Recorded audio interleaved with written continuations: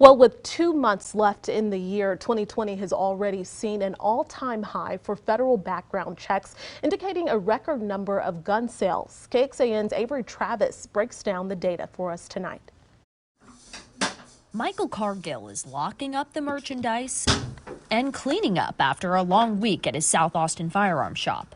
Not only is he seeing lines of customers out the door. This year has been really unprecedented. We actually get 120 students in a week that are taking a license to carry handgun course. That's more than double their normal attendance. Put these up, please. FBI data shows nearly 2 million firearm background checks conducted in Texas this year, beating out the last record-breaking year, 2016, also with the presidential election. There's nothing unpredictable about the firearms industry. It is driven by who's the president that's in office. Are there shootings out there? Is there a mass shooting that takes place? Whenever these things happen, there's a run on guns. That run started in March, ushered in with the pandemic. The FBI reports more background checks in a single day than ever before on March 20th, after many states had shut down. It's always concerning to see a spike like this, especially a prolonged one. Advocates at Texas Gun Sense say they hope every new gun owner is taking the proper safety precautions. Why am I buying this? Am I buying this because it makes me feel better right now or because I really have a use for it?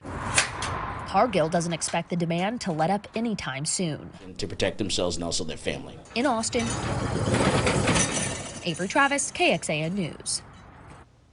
And Cargill says one thing has been unpredictable: the demographics of his customers. He says he's seeing more women and people of color coming in as first-time gun owners. Now take a look at federal background checks in the state of Texas. You can see some spikes and rises that happen. You can see those happening after mass shooting events, and this includes the Fort Hood shooting in 2009 and the El Paso Walmart shooting just last year.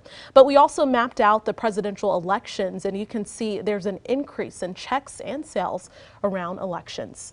And it's worth pointing out, even under the governor's coronavirus emergency order, gun sellers are considered essential businesses. So the Attorney General's office noted that local regulation of the sale, possession, and ownership of gun is against Texas law.